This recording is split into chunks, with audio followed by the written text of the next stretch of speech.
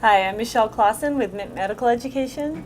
And I'm Dr. Tony Philly, and we're here today to talk about the second trimester growth and anatomy scan.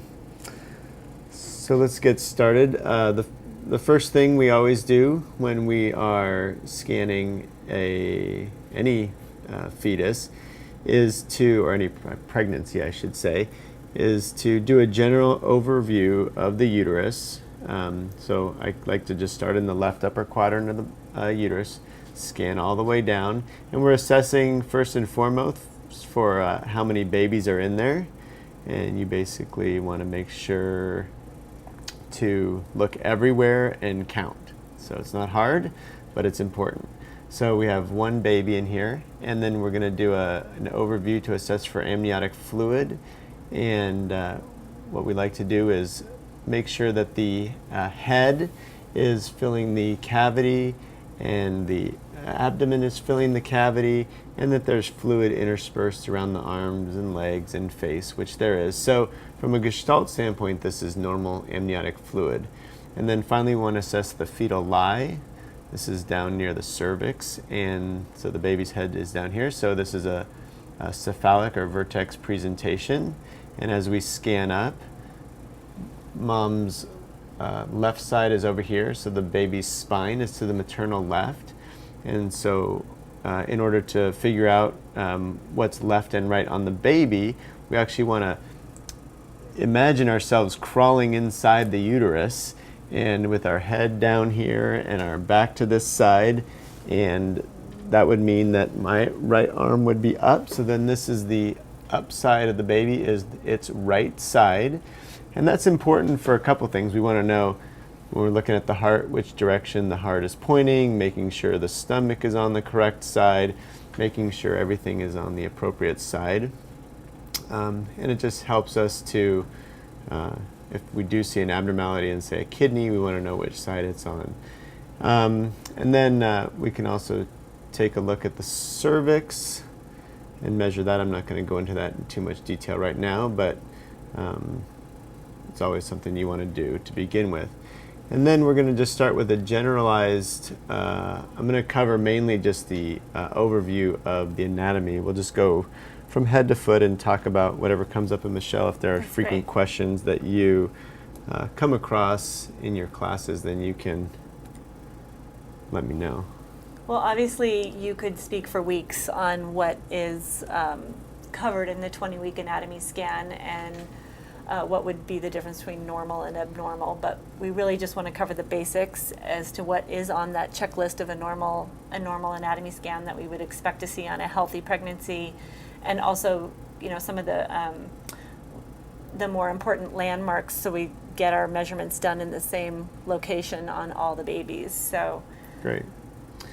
So since we're at the head, now we're not getting as good of a picture of it, which obviously is something that happens all the time. But we're going to talk a little bit about the structures that we should see in every scan. And in the head, there's basically three big things. And the first is the cerebellum, which is right here. And we see the two cerebellar hemispheres. We see the vermis, which is in between the two cerebellar hemispheres, and we want to see that that vermis is present and intact. And personally, I don't measure the cisterna magna in every case. I just like to see that it looks about normal in size, and if you do enough of these, you can kind of get a sense of what normal is. we tell our students that up to 1 centimeter or 10 millimeters is normal for the posterior fossa. That is true. And then as we scan upwards, we're going to run into one of the other things that we need to see, and that is the cavum septum pellucidum, which is right here. Sorry, it's a little dark. And with the cavum septum pellucidum, you want to make sure that you see the frontal horns of the lateral ventricles on either side of it, and that it truly is a nice little box in between those two, just like right there. And then the lateral ventricle is the last thing we want to see. And we want to line it up so that the choroid, which is that bright structure inside,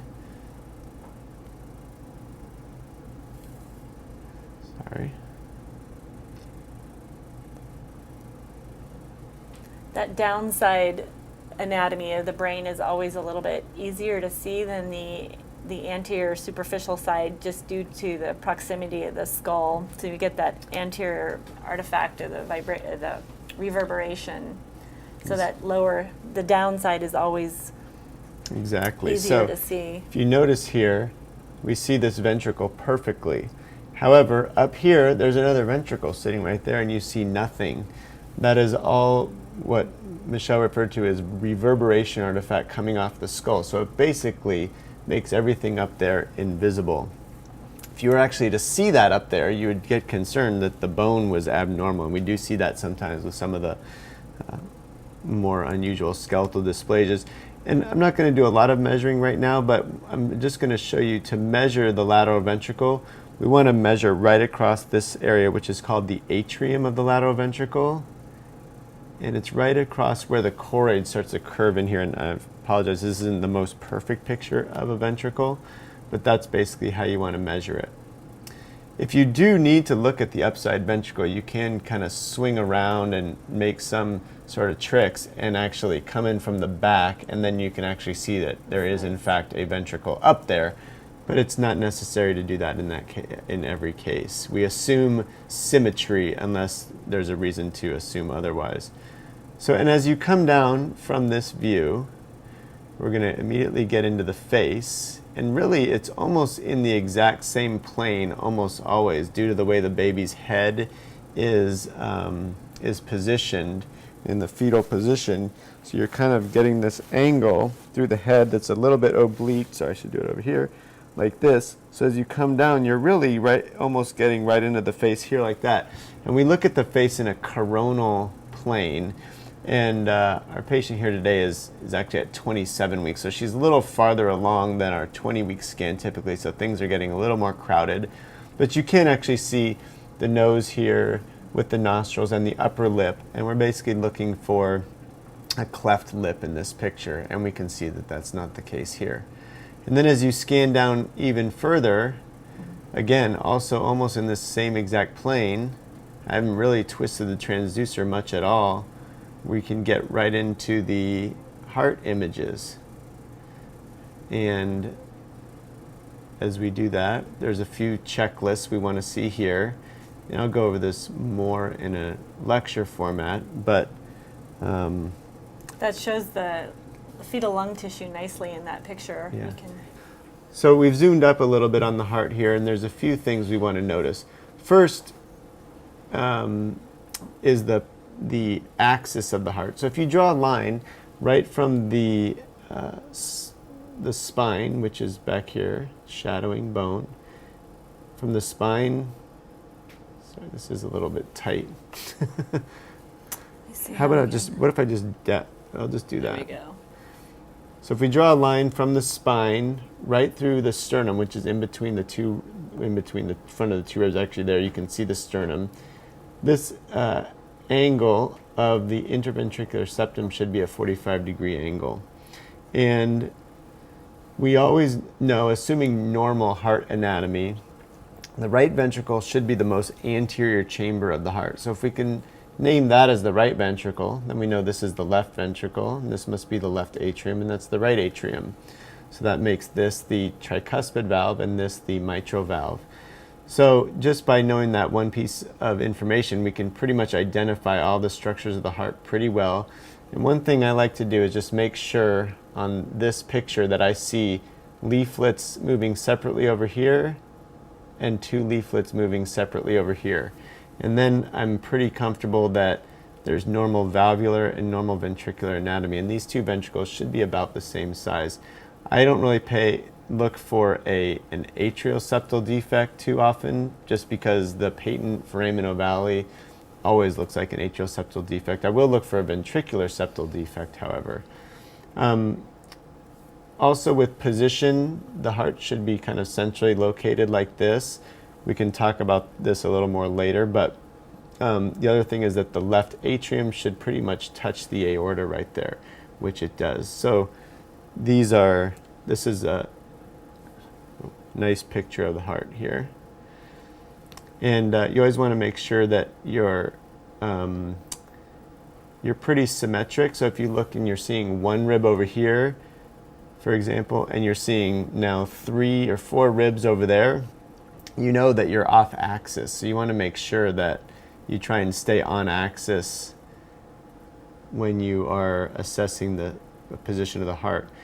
Now from the heart, if we scan back up towards the head, we're going to come into the great vessels. That's pretty. And this is right here, I'll freeze it, is what we call the 3-vessel view. And this vessel will start to get a little bit crowded as we get a little later in pregnancy, which we are right now, 27 weeks. But basically we see a nice longitudinal vessel here and then 2 vessels in cross section. And what this is the ductus arch. So this is the arch of the ductus arteriosus curving back from the pulmonary outflow tract down into the descending aorta. This is the aorta in cross section, and that's the superior vena cava. And you want to make sure that these 2 vessels are about the same size, or if anything, the pulmonary should be a little bigger, and they should march back. This is anterior in the baby, this is posterior in the baby, so they should march back posteriorly. So this is an absolutely gorgeous 3-vessel view. And you can pretty much rule out almost any cardiac anomaly by just showing the nice 4-vessel view, the nice 4-chamber view and the 3-vessel view.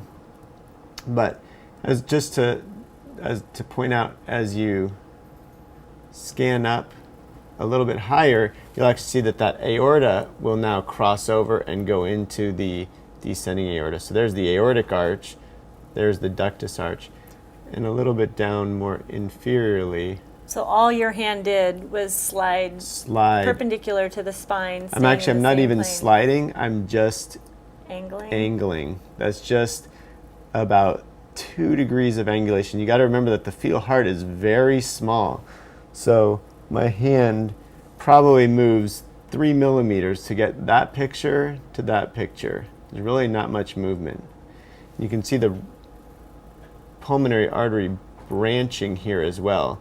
So that artery that's branching should be the most anterior artery because it's coming out of the right ventricle, which is the most anterior chamber. So if we come over now in front of the baby and come back and kind of angle back, we can actually look at those outflow tracts a little better here.